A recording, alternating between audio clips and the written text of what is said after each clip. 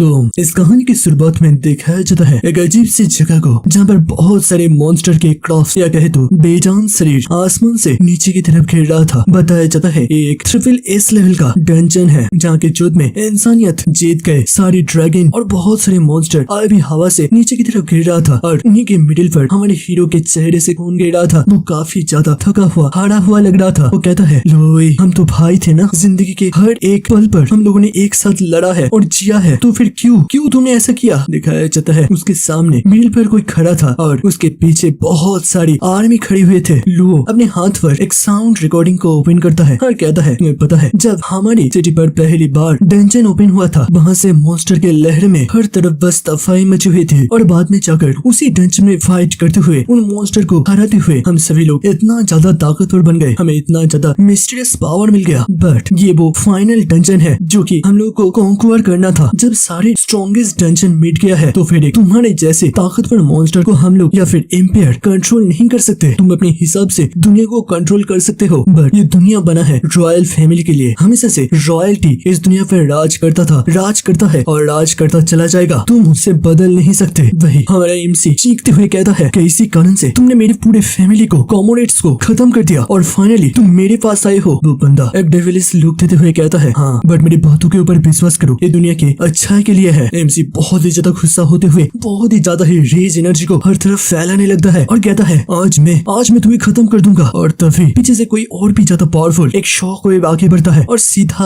आकर हमारे MC के ऊपर लगता है। वहाँ पर एक बहुत ही तगड़ा सा ब्लास्ट होता है जिससे कि हीरो उस जगह से काफी दूर खिसकते हुए नीचे गिर जाता है। वही वो रॉयल बंदा कहता है, इस एक्सप्लोसिव के साथ साथ बहुत सारा पॉइजन भी था। अब तुम धीरे धीरे कमजोर बनते चले जाओगे, तुम किसी भी हालत में हम लोगों को रेजिस्ट नहीं कर सकते। मेरे आर्मी लोग कॉस्मिक बॉल बनाओ। दिखाया जाता है वहाँ पर काफी सारे मेजेस मिलकर एक बहुत बड़ा ब्लू कलर के बॉल को बनाने लगता है। वही वो रॉयल लुओ कहता है, मैंने तुम्हारे साथ फाइट करने के लिए, तुम्हें हराने के लिए बहुत टाइम से प्लान करके रखा था। अब टाइम आ चुका है, तुम्हें मैं अंतिम गुड बाय दूं। भाई हीरो पूरी तरीके से बेबस हो चुका था। वो बस याद करता है वो बचपन से इसी लड़के के साथ हर जगह हर टाइम मिलकर चला करता था। वो उसे अपने भाई से भी ज्यादा अपना मानता था। बट इन सब का अंत धोखे से हुआ। तभी उसके सिस्टम पर एक नोटिफिकेशन अपीयर होता है, मिरर वर्ल्ड SSS रैंक के हिडन स्किल एक्टिव होने के सारे कंडीशन मीट कर चुका है, क्या आप इसे यूज करना चाहेंगे। वही दिखाया जाता है हीरो ऑलमोस्ट अपने अंत तक पहुंच चुका था और तभी वो स्पिरिट बॉल का हमला हो जाता है और उस धमाके में MC का सोल उसके बॉडी से निकल जाता है और वो किसी अंधेरे में धीरे धीरे खोने लगता है। सनसेट होता है। कुछ डेकेड्स के बाद एक नदी के किनारे कुछ बच्चों के खेलने की आवाज सुनाई देता है। दिखाई देता है ये लोग असल में खेल नहीं रहे थे, बल्कि कुछ पुलिस एक बंदों को टॉर्चर कर रहे थे। एक बंदा आगे बढ़ते हुए उस विक्टिम के पेट पर एक जबरदस्त पंच मारता है और हंसते हुए कहता है, तुम कितना ज्यादा पैथेटिक हो, मेरे को तुम्हारे इस भद्दे से चेहरे को देखने में थूक आता है। फिर वो उसे छोड़ते हुए कहता है, डंक अब इसे पानी में डाल दो। दिखाई देता है एक लड़की को रस्सी से बांध कर उल्टा लटकाया गया था और फिर उसे पानी में चुबो दिया जाता है। उन लोगों के चेहरे पर एक अजीब से साइकोपैथिक स्माइल था। वो लोग मजाक कर रहे थे, हंस रहे थे और एक बंदा कहता है, उसे इस बार और थोड़ा सा टाइम के लिए पानी के अंदर रख दो, उसे शिक्षा देना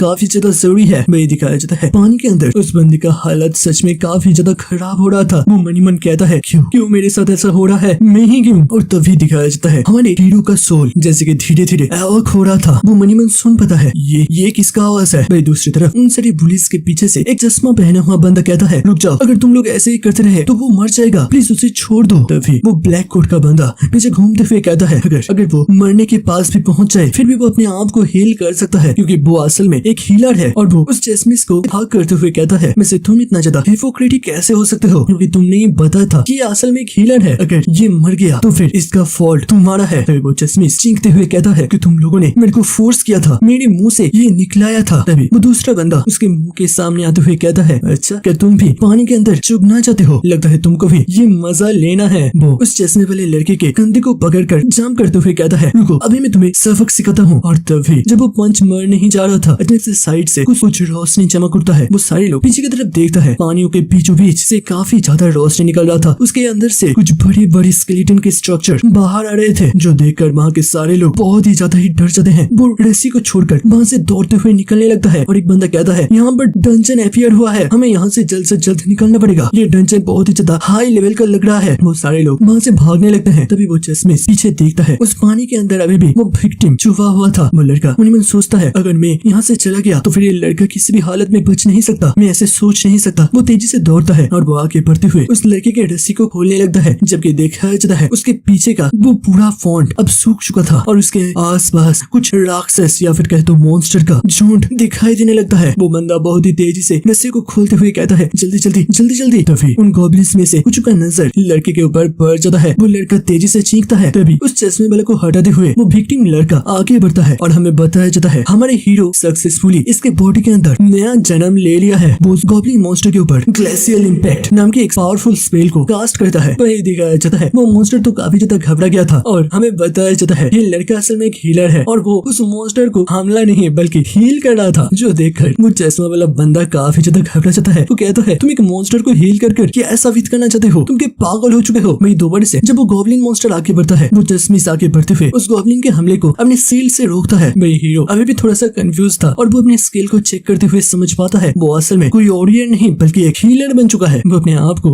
काफी ज्यादा बेबस परिस्थितियों में पाता है और वो अब समझ पाता है कि उसे पिछले लाइफ के स्किल नहीं बल्कि इस बॉडी के जो ओरिजिनल स्किल है उसका ही इस्तेमाल करना पड़ेगा। और हमें बताया जाता है जब कोई भी डंजन के अंदर पहली बार आता है तभी उसके स्किल एक्टिव होता है और जिसको जो भी स्किल लक से मिलता है उसको ही कल्टीवेट कर फ्यूचर में जाकर उसे ग्रो करना पड़ता है। पिछले लाइफ पर हमारे हीरो एक वॉरियर था और वो ट्रिपल एस लेवल तक पहुंचकर दुनिया के सबसे स्ट्रॉन्गेस्ट हंटर बन चुका था। तब वो याद करता है लास्ट टाइम वो जब मरने ही वाला था तभी वो एक स्किल का इस्तेमाल कर था मिरर वर्ल्ड, और वो मरने के पहले उस स्किल को एक्सेप्ट कर लिया था। जब पानी के अंदर वो विक्टिम बंदा मर गया था चीखते हुए जिंदगी की भीख मांगते हुए, तभी हमारे हीरो उसके बॉडी के अंदर ट्रांसमाइग्रेट हो गया और फिर उसे एक नया जिंदगी मिला। तो अगर दूसरी तरह से कहा जाए तो फिर इस बॉडी का जो ओरिजिनल ओनर था उन लड़कों ने मिलकर उसे मार डाला है, बट हमारे हीरो को दोबारा जिंदगी मिलने के कारण से वो इस लड़के को धन्यवाद करता है। वो देख पाता है वो चश्मे से लड़का अपने सेट का इस्तेमाल करते हुए काफी सारे मॉन्स्टर को वहाँ पर रोका हुआ था और वो चश्मे से चीखते हुए कहता है मैं बस 3 ही मॉन्स्टर को यहाँ पर संभाल सकता हूँ, प्लीज मेरा मदद करो। मेरे हीरो को भी समझ में आ जाता है ये बॉडी काफी ज्यादा कमजोर है। पिछले लाइफ पर जिन मॉन्स्टर को वो कीड़े की तरह देखता था वो अभी के टाइम उनके साथ भी फाइट नहीं कर सकता। वो अपने स्किल स्लॉट को ओपन करता है, दिखाई देता है उसके पास पहला स्किल था हीलिंग का। इसके इस्तेमाल से वो 1 से लेकर 4 HP तक बढ़ा सकता है, मतलब किसी काम का नहीं। दूसरा एंटेंगलिंग वाइन्स, इसके माध्यम से वो कुछ टाइम के लिए एक मॉन्स्टर को पकड़ कर रख सकता है, बट ये भी बहुत ही ज्यादा कमजोर है, मतलब वो मॉन्स्टर उस टेंटिकल से छुड़ा कर निकल सकता है। और उसके बाद एम्पावर्ड स्ट्राइक, जिसके माध्यम से वो किसी टारगेट के ऊपर 5% और भी ज्यादा तेजी से और घातक प्रहार कर सकता है। 30 सेकंड तक ये एक्टिव रहता है। मैं हीरो काफी ज्यादा कंफ्यूज हो चुका था। वो कहता है 5% हमले के बूस्ट से मैं क्या ही कर सकता हूँ, ये स्किल भी पूरी तरीके से यूजलेस है, ये मैं कहाँ फंस गया। इसके कारण से कोई दौड़ा ही नहीं है कि सारे लोग मिलकर इस बॉडी के ओनर को बुली करते थे, बट मेरे पिछले लाइफ के फाइटिंग इंस्टिंक्ट से मैं कुछ टाइम तक इस मॉन्स्टर को संभाल सकता हूँ, बट मेरे को जल्द से जल्द यहाँ से निकलने का एक रास्ता ढूंढना पड़ेगा। तभी उसे और एक स्किल दिखाई देता है, ये था मिरर वर्ल्ड लेवल 1। हीरो कहता है ये तो मेरी वही पिछले लाइफ का स्किल है, मेरे को अभी के लिए इसी का इस्तेमाल करना पड़ेगा। वो उस मॉन्स्टर को टच करते हुए मिरर वर्ल्ड एबिलिटी को एक्टिव करने का कोशिश करता है, बट वो फेल हो जाता है क्योंकि उसका लेवल बस 1 था। वो गॉब्लिन तेजी से उसको मारने के लिए दोबारा से आगे बढ़ता है। हीरो बस उन सारे हमलों को डॉज करने के अलावा और कुछ भी नहीं कर सकता था। तो वो याद करता है पिछले टाइम मिरर एबिलिटी तभी एक्टिव हुआ था जब वो एक पानी के ऊपर गिरा हुआ था, क्या वो इसके शस्त्र के ऊपर एक्टिवेट होगा। इसके साथ वो उस गॉब्लिन मॉन्स्टर के ब्लेड पर अपने स्किल को एक्टिव करने का कोशिश करता है और इसमें भी वो फेल कर जाता है। दूसरी तरफ वो चश्मे वाला बंदा काफी ज्यादा डर चुका था। वो कहता है तुम इस तरीके से फाइट मत करो, बस यहाँ से निकलने का रास्ता ढूंढो, मैं इन लोगों को ज्यादा टाइम तक रोक नहीं सकता। दिखाई देता है उनके सामने अब मॉन्स्टर का नंबर और भी ज्यादा बढ़ने लगा था और पल भर में वहाँ पर कुछ ओवरलॉर्ड मॉन्स्टर भी आ जाता है जिनका लेवल था 10। वही वो चश्मा वाला बंदा डरते हुए कहता है हो गया, सब खत्म हो गया, ये एक इलाइट मॉन्स्टर है, हम अब किसी भी हालत में बच नहीं सकते। और उसी पल उस जगह पर काफी सारे लाइट आसमान से आकर गिरता है, जो देखकर वो चश्मा वाला डरते हुए जमीन में गिर जाता है और कहता है ये क्यों हो रहा है। दिखाई देता है उनके सामने उस लाइट से और भी ज्यादा बहुत ज्यादा मॉन्स्टर आ चुके थे और वो सभी देखने में काफी ज्यादा खौफनाक थे। भाई हीरो को अभी समझ नहीं आता वो मिरर एबिलिटी को किस तरीके से एक्टिव कर पाएगा। वो अपने पावर को एक साइड वाले पत्थर के ऊपर अप्लाई करता है, बट वो वापस से फेल हो जाता है। उसके सामने कुछ ऑर्क मॉन्स्टर हमला करने के लिए आगे बढ़ता है। हीरो अपने पावर को अपने दोस्त के सेट के ऊपर एक्टिव करता है, बट वो दोबारा से फेल हो जाता है। भाई उसके सामने एक जायकेंटिक ऑर्क अपने प्लेट को चला नहीं वाला था। तभी हीरो एक डेविली स्माइल देते हुए कहता है अगर किसी के स्किल को किसी चीज को मैं बदल नहीं सकता तो फिर मैं अपने ही स्किल के ऊपर इसका इस्तेमाल करूंगा। वो अपने एंटेंगलमेंट वाइन्स, मतलब वही टेंटिकल वाली एबिलिटी जिससे कि वो मॉन्स्टर को पकड़ सकता है, उसके ऊपर अप्लाई कर देता है और पल भर में वहाँ पर बहुत ज्यादा पावरफुल एनर्जी को फ्लो करते हुए दिखाई देता है। वो जायकेंटिक मॉन्स्टर हीरो को हमला करने के बहुत ही नजदीक पहुंच चुका था, बट वो रुक जाता है। फिर वो पीछे घूमते हुए हुए एक दूसरे मॉन्स्टर के ऊपर हमला कर देता है। वो चश्मा वाला बंदा काफी ज्यादा शॉक होते हुए सोचता है अब ये क्या हो रहा है। दिखाई देता है बाबा सारे मॉन्स्टर आपस में फाइट करने लगे थे, तभी बताया जाता है उसके वो स्किल मिरर एबिलिटी के द्वारा बदलते हुए रिवर्स हो चुका और पहले था ये किसी पकड़ने का स्किल और अब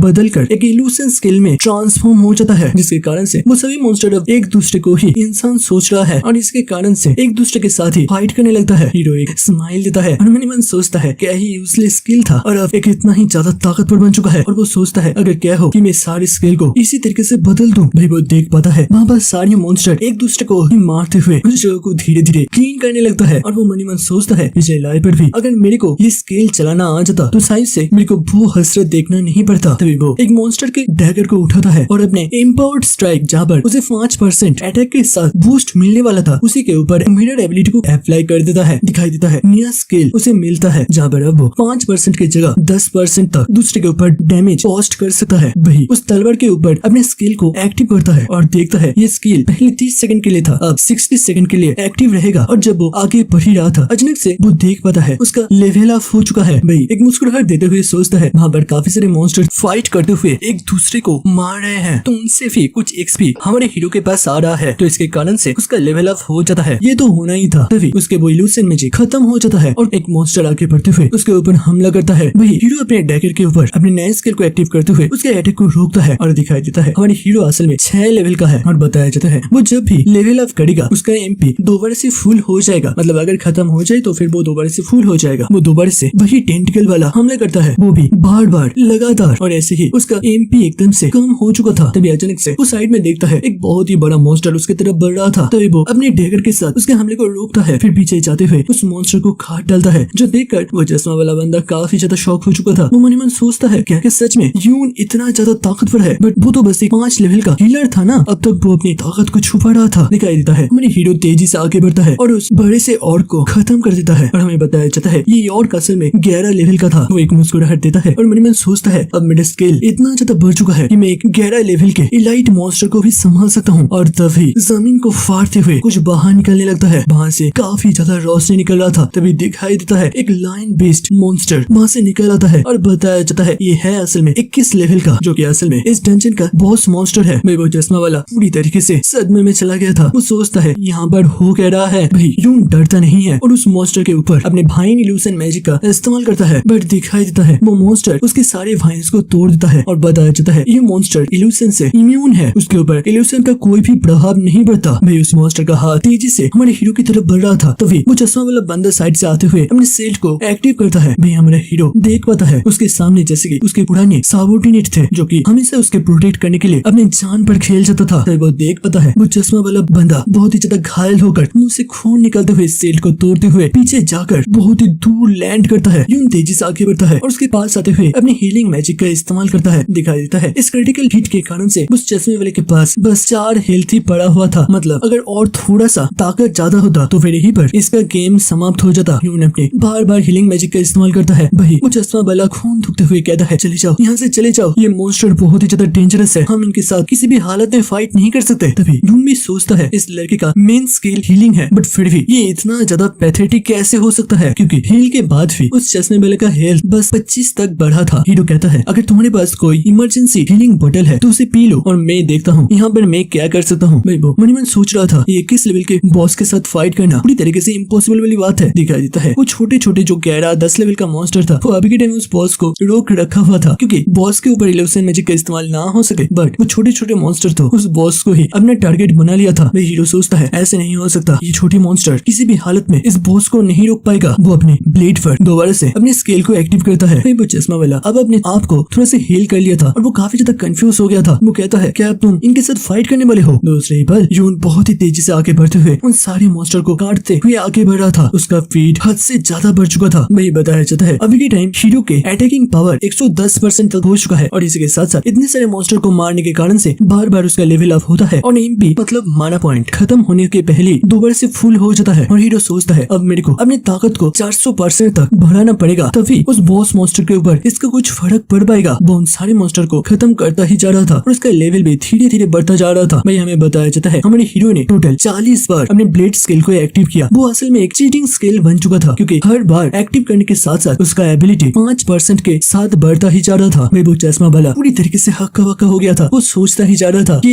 यून इतना ज्यादा मॉन्स्टरस पावरफुल कैसे हो गया। मेरे दिखाई देता है वो लायन मॉन्स्टर अपने हाथ को उठाते हुए उसको मारने के लिए जा ही रहा था। तभी यून उसके सामने पहुंच जाता है और बताया जाता है वो अभी के टाइम 12 लेवल का हो चुका है और दिखाया देता है उसका ब्लेड स्केल 510 लेवल तक बढ़ चुका था, जो कि 9 सेकंड के लिए एक्टिव रहेगा। और वो कहता है इतना काफी होगा और इसके साथ वो उस मॉन्स्टर के हाथ को टुकड़ों में काटते हुए उसके बॉडी को पीसेस में तब्दील कर देता है। वो मॉन्स्टर तेजी से दहाड़ता है और उसी के बाद उसके बॉडी पीसेस में कटकर नीचे गिरने लगता है और इसी के साथ ये बोन्स मॉन्स्टर भी यहीं पर खत्म हो गया। वो चश्मा वाला बेबी अपने मुंह खोलकर हैरानियत के साथ ये सब कुछ देख रहा था। उसे ये सब कुछ बस सपना ही लग रहा था। वो कहता है क्या इस सच में एक 5 लेवल का हीलर है। भाई हमें बताया जाता है हमारे हीरो इस बॉस मॉन्स्टर को हराने के साथ ही 3 लेवल और ऑफ कर जाता है। इसके साथ वो 15 लेवल का हो चुका है। उनके सामने काफी सारे डंजन रिवॉर्ड आकर नीचे गिरता है जहाँ से ब्लू और रेड कलर का रोशनी निकल रहा था। तो वो चश्मा वाला आगे बढ़ते हुए कहता है यून क्या इस सच में तुम हो। यून उसकी तरफ देखता है और उसे याद आता है कि ये लड़का बिल्कुल उसके पिछले कॉमरेड की तरह है। वो कहता है कि तुम जियो क्यू को जानते हो क्योंकि तुम बिल्कुल उसके ही तरह देखने में लगते हो। मेरे को बताओ जियो क्यू के साथ तुम्हारा क्या रिलेशन है। भाई वो बंदा काफी ज्यादा शॉक हो चुका था और वो कहता है तुम्हें कैसे मेरे ग्रेट ग्रैंडफादर के निक नेम के बारे में पता है। ये तो बस उनके कुछ करीबी लोगों को पता था। तभी हीरो शॉक होते हुए कहता है क्या ग्रेट ग्रैंडफादर मतलब तुम्हारा दादाजी, मतलब तुम उनके वंशज हो। वो याद करता है उसके दोस्त के बचपन वाला फेस को और वो मनी मन सोचता है वो अजीब सा लड़का दादाजी बन गया क्या। वो सभी लोगों को लुओ ने खत्म नहीं कर दिया था जो भी मेरा दोस्त था। यून पूछता है मेरे को बताओ तुम्हारा दादाजी अभी के टाइम कहाँ पर है। मैं वो चश्मा वाला साइड में मुंह फेरते हुए कहता है तुम्हें इन सब के बारे में क्यों जाना है। प्लीज अगर तुम्हें मेरे से बात नहीं करना तो फिर बात मत करो, इस तरीके से मेरे को ह्यूमिलेट मत करो। मैं हीरो काफी ज्यादा कंफ्यूज था। वो सोचता है ह्यूमिलेट क्यों, कैसे, कब किया। मैं वो चश्मा वाला काफी ज्यादा बहकी बात करने लगता है और फिर कहता है कल के दिन हमारे स्कूल के तरफ से एक हिस्ट्री म्यूजियम पर ले जाया जाएगा तो हमें जल्द से जल्द उसके लिए तैयारी करना पड़ेगा। हम उसे अवॉइड नहीं कर सकते। वही यून भी समझ जाता है कि वो अभी के टाइम अपने आइडेंटिटी को रिवील नहीं कर सकता और मैं इसके साथ कुछ ज्यादा बात भी नहीं कर सकता क्योंकि इससे वो मेरे को पकड़ सकता है। वो कहता है तो चलो फिर हॉस्टल चलते हैं। सीन शिफ्ट होता है सीधा नेक्स्ट डे जब वो लोग एक शहर के रास्ते में बस से जा रहे थे। वो सभी लोग काफी ज्यादा एक्साइटेड थे और एक दूसरे के साथ मजाक मस्ती कर रहे थे। तभी सीट में यून और वो चश्मा वाला एक साथ बैठा हुआ था। यून सोचता है मेरे मरने के बाद ये दुनिया पूरी तरीके से बदल चुका है। अभी के टाइम डंजन के अंदर जो भी प्रोडक्ट या फिर चीजें मिलता है उनको भी अभी शहर के अंदर इस्तेमाल करा जा रहा है। ये चीज पहले कभी भी संभव नहीं था। तभी वो अपने वॉल्ट को चेक करता है। वहाँ पर काफी सारी चीजें थे जिनमें से एक को वो इक्विप करता है। ये था असल में एक रिंग। बताया जाता है ये है कैमिला बोन रिंग जो कि डिफेंस के लिए इस्तेमाल करा जा सकता है। फिर दूसरा इक्विपमेंट एक बुक था। ये एक फिजिकल ट्रेनिंग का या फिर टेक्निक का बुक था जिससे कि बॉडी को और भी ज्यादा ताकतवर बनाया जा सकता है। और जब वो बुक को एक्टिव करता है तभी दिखाई देता है एक नया स्किल वहाँ पर जुड़ गया था, रेजिलिएंट फिजिक्स, जिससे कि अभी के टाइम उसका बॉडी बहुत ही ज्यादा ही स्ट्रॉन्ग हो चुका है जो चीज उसे बाहरी अटैक से बचाएगा। फिर वो सोचता है जब मैंने उस टेंशन बॉस को खत्म कर दिया तब वो पूरा टेंशन ही धीरे धीरे वहाँ से गायब होने लगा। बट जो भी चीज मेरे वॉल्ट के अंदर चला गया था वो चीज उसी जगह पर रह गया। बट पहले ऐसा नहीं होता था। पहले सारी चीज एक साथ गायब हो जाते थे। लगता है मेरे मरने के बाद दुनिया में काफी ज्यादा बदलाव आया है। शिफ्ट होता है सीधा म्यूजियम पर। वहाँ पर एक बहुत ही खूबसूरत सा आलीशान म्यूजियम था। भाई उस म्यूजियम के बीचों बीच एक बहुत बड़ा स्टैचू लगाया गया था और हमें बताया जाता है यही है इस किंगडम के सुप्रीम रूलर जिसने की उस ट्रिफिलिस लेवल के डिजास्टर डंजन को खत्म किया था। लुओ वही, मतलब ये वही बंदा है जिसने की हमारे हीरो को भी खत्म किया था। अभी के टाइम के लोग उन्हें गॉड की तरफ पूजता है। सारे लोग धीरे धीरे म्यूजियम के अंदर की तरफ बढ़ने लगता है और बताया जाता है ये जगह आज से 50 साल पहले स्थापित हुआ था और ये वही जगह है जहाँ पर वो ट्रिफिलिस लेवल का डंजन ओपन हुआ था। पिछले कुछ सीन को दिखाया जाता है जहाँ पर बहुत सारे बड़े बड़े राक्षस उस जगह को कब्जा कर लिया था। हर जगह पर तफाई मची हुई थी। बट उनके राजा लुओ हुई ने अपनी आर्मी के साथ उन सब मॉन्स्टर को खत्म कर दिया। इसमें बहुत सारे लोगों को खोना पड़ा, बहुत लोग अपनी जान गंवाए। बट इतने एक अच्छा और नेक काम करने के बावजूद उसी पर उनके ऊपर हमला हुआ। बताया जाता है उनके पीछे से उनका ही एक दोस्त जो कि एक बहुत बड़ा गद्दार था वो छुपके से उसके ऊपर हमला करता है और उनका नाम है यूनची। मतलब हमारे हीरो को ही उस बैटल का एक विलेन बना दिया गया था। यूनची काफी ज्यादा गुस्सा होता है। बट इतिहास अगर एक बार लिख दिया जाए तो उसे बदलना काफी ज्यादा मुश्किल है। वो अपने ही हिस्ट्री को अपने ही सामने पढ़ता है। उसके बॉडी से बहुत ही ज्यादा ही पावरफुल एनर्जी निकलने लगता है और मनी मन सोचता है इन लोगों ने उसको ही विलेन बना दिया जिसने की उस ट्रिफिलिस लेवल के डंजन को खत्म किया था। वो हम लोग थे जिनके ऊपर गद्दारी से हमला किया गया था। भाई वो टीचर और भी एक्सप्लेन करता है इस तरीके के गद्दार को कभी छोड़ना नहीं चाहिए। एक इतने बड़ी बैटल के बाद कोई कैसे गद्दारी कर सकता है। बट हमारा किंग बहुत ही ज्यादा महान था। वो उस हालत में भी लड़ते चले गए और उसी टाइम उनका मदद किया हीरो डिंग कुन। वो अपने आर्मी के साथ डंजन के अंदर प्रवेश किया और गद्दार के सारे लोगों को खत्म करने में किंग का मदद किया। भाई हीरो सोचता है डिंग कौन, अब ये कौन है? तभी अचानक से साइड से कुछ आवाज आता है, दिखाई देता है ये असल में वही पुलिस लोग थे। वो लोग चलते हुए आता है, फिर कहता है गाइस तुम लोग अभी भी जिंदा हो? फिर साइड वाला कहता है बट मैंने लास्ट टाइम देखा था तुम लोग उस डंजन के अंदर चले गए थे, फिर भी तुम लोग कैसे बच गए? तभी साइड में और एक बंदा आते हुए कहता है कि तुम्हें पता नहीं उस डंजन को उसी वक्त किसी ने क्लियर कर दिया था। शायद से उस डंजन के आसपास ही कोई अच्छा सा मास्टर था और वो इसी चीज को नोटिस करते हुए सीधे उस डंजन के अंदर टूट पड़े। भाई उनके बातों के ऊपर सारे लोगों का अटेंशन ग्रैब हो जाता है। सारे लोग आपस में बात करने लगते हैं कि सच में कोई नया डंजन ओपन हुआ था, इनको इसके बारे में कैसे पता चला, और भी बहुत सारी चीजें। भाई साइड में दो लड़की को दिखाया जाता है जो लोग एक अजीब से चेहरा बनाते हुए इनको सुन रहा था। तो वो ब्लैक कोट वाला बंदा उस चश्मे वाले को पकड़ते हुए कहता है मानना पड़ेगा तुम्हारा नसीब काफी ज्यादा अच्छा है, तुम सच में उस डिजास्टर से भी बच गए, बट तुम हम लोगों को भी उस दिन उस डंजन के अंदर ले जाने का कोशिश किया था। मेरे को बताओ तुम किस तरीके से इसका आंसर देना चाहोगे? भाई वो चश्मा वाला काफी ज्यादा घबराते हुए कहता है इसमें मेरा क्या दोष है, वहाँ पर तुम लोग थे, मैं वहाँ पर पहुंचा था, तुम लोग मेरे को और यून को ऑलमोस्ट मारने ही वाले थे। भाई वो ब्लैक कोट वाला बंदा उसके गालों को कस के पकड़ते हुए कहता है तुम क्या बोलना चाहते हो? तुम्हें सबसे इस सिचुएशन के बारे में नहीं पता। वो देखो उस स्टैचू को गौर से देखो, ऊपर मेरा दादाजी है और नीचे तुम्हारा दादाजी। सेन कुओ एक गद्दार था, राजद्रोही था जो कि उस दूसरे यून के साथ मिला हुआ था और तुम उसी देशद्रोही के वंशज हो। तुम्हें क्या लगता है लोग तुम्हारी बात सुनेंगे या मेरा? वो थोड़े से दूर आते हुए कहता है तुम मेरे को इस तरीके से इंसल्ट कैसे कर सकते हो, और तुमने मेरे को तो छोड़ो मेरे दादाजी को भी इंसल्ट किया, तुम्हारे इतना ज्यादा हिम्मत। भाई वो चश्मा वाला काफी ज्यादा कंफ्यूज था, वो सोचने का कोशिश कर रहा था कि यहाँ पर चल कर रहा है। भाई आसपास के लोग बातें बनाने लगता है कि डिंग सू को इंसल्ट कोई कैसे कर सकता है, उनके दादाजी हमारे देश का नहीं इस दुनिया का भी एक हीरो मानी जाती है और उसके सामने ये तो इंचक वो है भाई गद्दार का वंशज। वो तो शुक्र है कि हीरो डिंग कौन वहाँ पर पहुंच गया था, नहीं तो ये सारे देशद्रोही मिलकर कितने सारे लोगों के कत्लेआम मचा देता पता नहीं। और इन सब के बावजूद डिंग कौन इतना ज्यादा महान है कि इनके वंशजों को छोड़ दिया और अभी के टाइम ये लड़का उन्हीं महान लोगों को इंसल्ट कर रहा है। भाई वो ब्लैक कोट वाला बंदा कहता है देखो मेरे को नहीं पता तुम मेरे पीछे पीछे क्या बात करते हो, बट तुम मेरे सामने मेरे दादाजी के बारे में किस तरीके से ऐसे इंसल्टिंग बात कर सकते हो? तभी पीछे से भाई हिस्ट्री का टीचर आते हुए कहता है इंजक वो तुम लोग का टीचर हमेशा फेयर रहता है, देखो तुम उससे माफी मांग लो या फिर जो भी वो कहता है वो सुन लो, क्योंकि इन्हीं के दादाजी के कारण से तुम आज जिंदा हो। अगर तुम उनको सम्मान नहीं कर सकते तो फिर कम से कम इंसल्ट मत करो। और ये बोलते हुए वो वहाँ से निकल जाता है। भाई वो ब्लैक शर्ट वाला बंदा उस चश्मे वाले इंजक के सिर पर हाथ रखते हुए कहता है देख लिया अपनी औकात, अगर मैं इन सभी लोगों के सामने तुम्हें मार मार के तुम्हारा भत्ता बना दूं वो सभी लोग चीयर करेंगे, कोई भी मेरे को रोकने के लिए नहीं आएगा। कि तुम्हें अभी भी लगता है कि हीरो के वंशज कुछ गलत काम कर सकता है? वो उसके मुंह पर तेजी से मारने के लिए जा रहा था और तभी उसके चेहरे पर एक जबरदस्त कीक आकर गिरता है। वो दूर जाकर जमीन में लैंड करता है। भाई वो चश्मा वाला इंजक बहुत ही ज्यादा ही शॉक हो चुका था और ये असल में और कोई नहीं बल्कि यून था। यून कहता है लगता है अभी के टाइम हीरोज के फैमिली के लोगों को सही तरीके से डिसिप्लिन नहीं सिखाया जा रहा। तभी सारे लोग आपस में बात करने लगते हैं ये तो न्यूनची है, वो क्या सच में टिंगसू को मारा? क्या वो पागल हो चुका है? और वो कहने का चाहता है वो हीरोज के फैमिली के लोगों को इस तरीके से इंसल्ट कैसे कर सकता है? भाई वो ब्लैक टी शर्ट वाले लड़के के सारे दोस्त तो आगे बढ़ता है और उसे उठाने लगता है। भाई वो ब्लैक टी शर्ट वाला एक स्माइल लेते हुए कहता है तो तुम फाइनली मेरे विरुद्ध जाने वाले हो, तुम्हारे जैसे एक लूजर जो कि हमेशा से अनाथ है, अनाथ मतलब जिसके मम्मी पापा नहीं है, उसका दोस्त तो कुछ ऐसा ही होगा, पर तुमने सच में मेरे को मारने का दुस्साहस किया है बिल्कुल एक कायर की तरह। जब मेरा ध्यान किसी और जगह पर था अब तुम इसके सजा भुगतोगे। दिखाई देता है वो और उसके सारे दोस्त मिलकर एक साथ हमला बोल देता है। वही यून भी कहाँ पर रुकने वाला था, वो भी आगे बढ़ जाता है और सारे लोगों के ऊपर पंचों का बारिश कर देता है। फिर दिखाया जाता है सबके सब अब घुटनों के बल बैठ गया था। तभी वो ब्लैक हेयर वाला भी अपने मुंह से खून थूकता है। वे सारे स्टूडेंट शो का मजा ले रहा था। वो लोग अपने आंखों के ऊपर विश्वास नहीं कर पा रहे थे कि यहाँ पर एक 5 लेवल का हीलर कुछ ऑडियर को एक साथ धो रहा है। वही वो ब्लैक टी शर्ट वाला भी काफी ज्यादा परेशान हो चुका था और उसे सुनाई देता है कि सारे लोग उसे कमजोर कह रहा है कि डिंग फैमिली के बच्चे इतना ज्यादा कमजोर कैसे हो सकता है कि एक हीलर भी उसे जब चाहे तब पीट दे। अब इतना कुछ सुनते हुए डिंग का गुस्सा उबलने लगता है। वो अपने फायर पावर को एक्टिव करता है और गुस्से में कहता है एक 5 लेवल के हीलर मेरे से ताकतवर बनेगा, ये तो वो लकी था। अब मैं दिखाता हूँ कि यहाँ पर बॉस कौन है। उसी के साथ अपने हाथ पर एक फायर फोर्ज हैमर को समोन करता है जिससे कि उसका पावर काफी ज्यादा बढ़ गया था। वो तेजी से हमला करने के लिए हीरो यून की तरफ बढ़ता है। मैं यून भी बिना किसी दिक्कत के आगे बढ़ता है और कहता है ताकत किसी काम का नहीं जब तुम्हें पता ही ना हो कि इसे किस तरीके से इस्तेमाल करा जाए। वो नीचे से एक हुक मारता है सीधा सू के ठुड्डी पर जिससे कि वो उसी जगह पर नॉकआउट हो गया था। फिर जमीन में आकर गिरता है। सारे स्टूडेंट के बीच से एक सिक्योरिटी गार्ड बाहर निकलते हुए कहता है यहाँ पर चल कर रहा है, इतना ज्यादा शोर क्यों मचा हुआ है? तभी वो देखता है यून डिंग के ऊपर पैर रखकर खड़ा हुआ था। वही सारे लोग हैरानियत के साथ ये देख रहे थे। कुछ लोगों का मानना था कि यून असल में कोई 5 लेवल का हीलर नहीं है बल्कि उसका लेवल उससे कहीं ज्यादा है। लगता है वो अपने लेवल को हाइड कर रहा है। तभी वो सिक्योरिटी गार्ड कहता है टीचर अपने स्टूडेंट को संभालिए, अगर वो लोग यदि म्यूजियम के किसी चीज को तोड़ दे तो इसका पूरा भरपाई आपको करना पड़ेगा। भाई वो टीचर आगे बढ़ता है और यून के पास आते हुए कहता है, तुम एक हीरो के फैमिली के लड़कों को इस तरीके से इंसल्ट कैसे कर सकते हो? लगता है तुम्हें थोड़ा सा शिक्षा देने का जरूरत है। वो अपने हाथ पर किसी वेपन को समॉन करने लगता है, जबकि यून भी अपने हाथ पर डिफेंसिव रिंग को समॉन करता है। और जब टीचर हमला करता है, यून के बॉडी पर एक शील्ड बन गया था, जिससे कि टीचर का वेपन भी मिडिल से टूट जाता है। वहाँ पर सारे लोग अपनी आंखों के ऊपर विश्वास नहीं कर पा रहे थे। दिखाई देता है हीरो के पूरे बॉडी को घेर कर एक अजीब सा स्केलेटन रिब स्ट्रक्चर की तरह प्रोटेक्शन बन जाता है। और वो कहता है, टीचर आप बहुत ही ज्यादा फेयर है, बट अपने बस डिंग सू के स्टोरी के बारे में सुना, क्योंकि वो हीरो के डिसेंडेंट है, बट कभी अपने उस चश्मे वाले एंजा के बारे में सुना। आप इस तरीके से किसी को फेवर कैसे कर सकते हैं? तभी वो टीचर गुस्से में कहता है, इस तरीके से नॉनसेंस बात मत बोलो। तभी उसका नजर चला जाता है यून के हाथ के उसी रिंग पर और वो मन ही मन सोचता है, ये तो कोई कीमती इक्विपमेंट है, मैंने अपने पूरी पावर का तो इस्तेमाल नहीं किया था, बट फिर भी इसने मेरे को रोक लिया। लगता है इसके पीछे भी कोई ताकतवर बैकग्राउंड हो सकता है। वही यून अपने सेल्ट को बंद करता है और हंसते हुए कहता है, टीचर मैं आशा करता हूँ आप एक ऑनेस्ट और सही डिसीजन लेंगे। वही टीचर बिना कुछ कहे आराम से कहता है, ठीक है मैं इसके जड़ तक जाऊंगा, तुम्हें इसके बारे में सोचने का कोई भी जरूरत नहीं है। वही यून अपनी रिंग का पावर को चेक करता है, जहाँ पर वो 73% डैमेज हो चुका था। और वो मन ही मन सोचता है, लगता है ये रिंग कुछ ज्यादा ताकतवर नहीं है, वैसे भी ये तो बस 21 लेवल के एक बॉस मॉन्स्टर से ही ड्रॉप हुआ था और हमारी टीचर 35 लेवल का है, तो ये तो होना ही था। यून वहां से निकलते हुए कहता है, सर हम लोगों ने यहाँ पर काफी ज्यादा कैओस क्रिएट कर दिया, इसके कारण से हम लोग यहाँ से निकल रहे हैं और मैं आशा करता हूँ इतना काफी होगा हमारा पनिशमेंट। मेरे टीचर उसे देखता रह जाता है। वही वो चश्मा वाला भी तेजी से दौड़ते हुए यून को ज्वाइन करता है। वही सारे स्टूडेंट अभी बात कर रहे थे, इसने हमारे टीचर के हमले को भी रोक लिया, इस यून को हो क्या गया है? तभी अचानक से टीचर चीख उठता है, जल्दी से जल्दी यहाँ पर कोई हीलर है, डिंगसू को जल्द से जल्द हील करो। वही यून और एंचा बाहर निकल आए थे और मेरे को पता नहीं, बट यून बिल्कुल सोलो लेवलिंग के जानबू की तरह देखने में लग रहा था। तभी यून पीछे घूमते हुए एंचा को देखता है और मन में सोचता है कि अभी के टाइम एंचा काफी ज्यादा वल्नरेबल स्टेट पर है, तो यही सही वक्त होगा इससे कुछ सवाल करने का। वो पूछता है, मैं कुछ भूल चुका हूँ, क्या तुम बता सकते हो कि हीरो डिंगकुन असल में क्या किया था? तभी एंचा जल्दी जल्दी कहने लगता है, मेरे को जितना पता है कि किसी तरीके से डिंगकुन को पता चल गया था कि यूनची मतलब हमारे पिछले हीरो का नाम किया जा रहा है, उसके प्लान के बारे में, और इसके कारण से वो छुप छुप कर उस SSS रैंक डंजन में एंटर किया था और उसके बाद वो किंग को मदद किया उस गद्दर को खत्म करने में। भाई यून सोचता है, क्या डंजन के अंदर छुप के से गया था? तभी वो याद करता है कि अचानक से डंजन के अंदर कुछ लोग एंटर करे थे और वो लोग बिना रहम के यूनची के सोल्जर को खत्म करने लगे थे। यूनची समझ नहीं पा रहा था कि ये असल में है कौन, क्या कोई मॉन्स्टर है या फिर कोई इंसान, बट अभी के टाइम वो पूरी तरीके से सब कुछ समझ जाता है। और इंजा और कहता है, जब वो डंजन क्राइसिस खत्म हो गया, किंग उसको प्रमोट कर दिया। वो किंग का पहले से एक बहुत ज्यादा लॉयल सोल्जर था, वो किंग के लिए बहुत सारी फाइट लड़ा, जैसे कि विंटरफेल सिटी का ग्रेट कैटाक्लिज्म। वही हीरो सोचता है, क्या विंटरफेल सिटी, इसको तो मैंने क्लियर किया था। और वो पूछता है, अच्छा उस विंटर क्लैंड सिटी से एक स्वॉर्ड निकला था, उसका क्या हुआ? वो चश्मा वाला कहता है, अच्छा वो स्वॉर्ड, वो तो उनका एक लेजेंडरी स्वॉर्ड है, जिससे कि वो उस राजद्रोही यूनची को खत्म किया था, इसे एक टॉप टायर इक्विपमेंट मानी जाती है। यूनची बहुत ही ज्यादा ही शॉक हो चुका था और वो मनी मन सोचता है, तुमने मेरे सारे अचीवमेंट को, सारी ग्लोरी को, सब कुछ छीन लिया और मेरे स्वॉर्ड को भी अपने पास रख लिया। डिंगकुन तुम जो भी हो, इस बार मैं तुम्हें अपने हाथों से खत्म करूंगा, तुम बस अपने दिन गिनना स्टार्ट कर दो। सनसेट होता है और एक दूसरे जगह को दिखाया जाता है। ये है असल में डिंग फैमिली का महल, जहाँ पर बहुत सारे गार्ड्स मार्च कर रहे थे, जिनका लेवल 30 के आसपास था। तभी अचानक से एक गार्ड तेजी से पीछे घूमता है और उन्हें रास्ते के गली पर दो बंदे दिखाई देता है। फिर वो लोग वापस से वहाँ से जाने लगते हैं और ये दोनों असल में और कोई नहीं बल्कि हमारा हीरो यून और एंचा था। एंचा कहता है, मैंने तुमको पहले ही कहा था, हमें यहाँ से जल्द निकल लेना चाहिए, यहाँ पर बहुत सारे गार्ड्स हैं, हम लोग किसी भी हालत में अंदर जा ही नहीं सकते। मैं यून मन मन सोचता है, मैं बस उस हीरो डिंगकुन को अपने इन हाथों से खत्म करना चाहता हूँ, बट अभी के लिए मैं ऐसा कर नहीं सकता, क्योंकि अभी के लिए उसका लेवल काफी ज्यादा है और इसके अलावा वो किसी शहर में नहीं बल्कि किसी दूसरे डंजन के अंदर अपना घर बसा कर बैठा हुआ है। और मेरी पिछली लाइफ की तरह अभी डंजन के अंदर जाना फ्री भी नहीं है, इसके लिए परमिशन लेना पड़ता है। हाई लेवल के डंजन को बहुत सारे लोग मिलकर